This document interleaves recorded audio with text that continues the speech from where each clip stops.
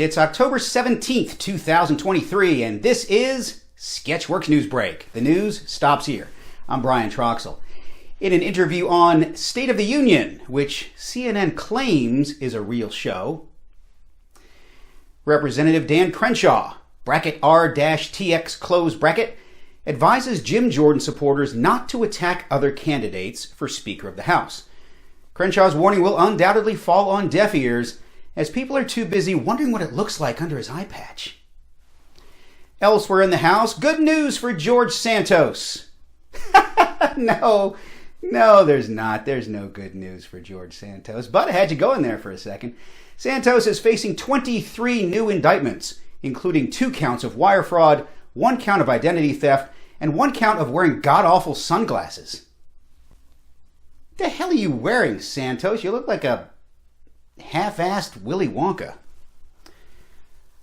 Alexa, don't respond. It's a story. Don't respond. Sorry, I don't know that one. Great. The voice assistant from Amazon has been telling users that the 2020 election was rigged and stolen. In related news, a new GOP poll shows Alexa beating Ron DeSantis by 30 points. Utah has sued TikTok, claiming that it has negative effects on children's mental health. Also affecting children's mental health? Utah.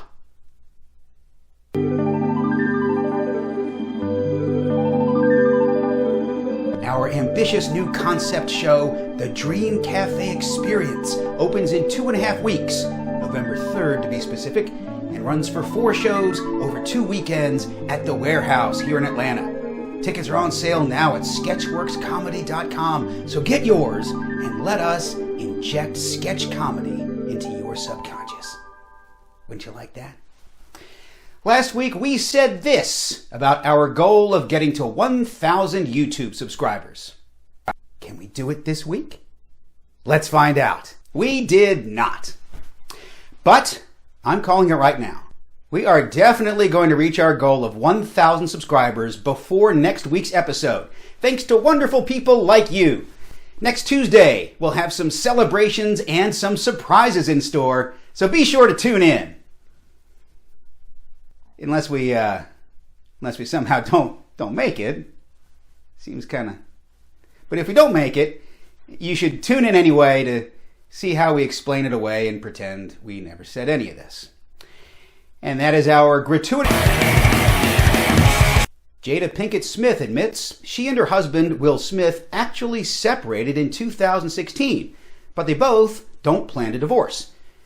Makes you wonder whether Will slapped the right person at the Oscars. Pinkett Smith, coincidentally, is also on a publicity tour for her upcoming memoir called Worthy. As part of that publicity tour, Pinkett Smith dropped a few never-before-known facts. Rapper Tupac Shakur proposed to her. She dealt drugs as a teenager, and she was also on the grassy knoll when JFK was assassinated.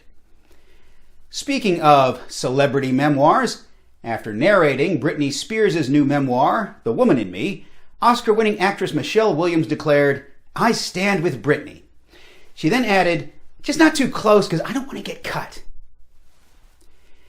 Disney just turned 100 years old, and to celebrate, they did what any other 100-year-old rich American would do: announce their candidacy for the 2024 election. It pays to look up at the sky every so often. That's a ceiling. That's not the sky. Sketchworks NewsBrake correspondent Tim Millard did just that this weekend. Once upon a time I had to file for NewsBrake. I didn't think that it would be fun. But look up in the sky, a partial eclipse of the sun. All right, I'll allow it. Thank you, Bonnie. Florine Mark, the former president and CEO of Weight Watchers, has died. She was 122 pounds. In other deaths, former mafia leader Tommy Gambino passed away at age 94. He is survived by his sons, his wife, and 3 Gumas. Last week was the cursed Friday the 13th, which marks the start of spooky season. And here in Atlanta, we celebrated the only way we knew how: with a horror-themed costume contest. I wouldn't know which hand I would shake first. Staying in Georgia, a Georgia man received a speeding ticket for $1.4 million. Turns out the court made a mistake. A court spokesman says that the $1.4 million amount is just an automatically generated placeholder. The actual fine is much worse: a free round-trip flight on Spirit Airlines.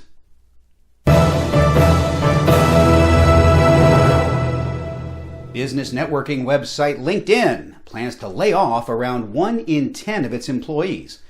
Their severance will include premium access to LinkedIn, so they can connect with recruiters and be promptly ghosted. A long-lost X-Wing fighter model used in the original Star Wars: A New Hope was sold at auction this weekend, fetching $3.13 million. Other related items sold at auction were Darth Vader's mask used for The Empire Strikes Back, a pilot helmet used on the Battlestar Galactica TV show back in the 70s, and William Shatner's first CPAP headgear. A 76-year-old man pleaded guilty to stealing the pair of ruby slippers Judy Garland wore in The Wizard of Oz, and in his defense, he looked fabulous. I hope that one guy has a concealed carry permit, although I don't think you need a permit to carry a pair of dice. Look at that woman on the side. I can't tell if she's excited about the ruby slippers or if she wants to rescue Toto from suffocating. Let's follow her eye line. Yep, she is eyeballing the little man behind the curtain. This seems like a good place to end things this week. Don't forget to subscribe and hit that little bell, just like she wants to. Anyway, that's all for Sketchworks NewsBrake. We'll be back next week, and we hope you are too. I'm Brian Troxel. Say hi to your mom for me.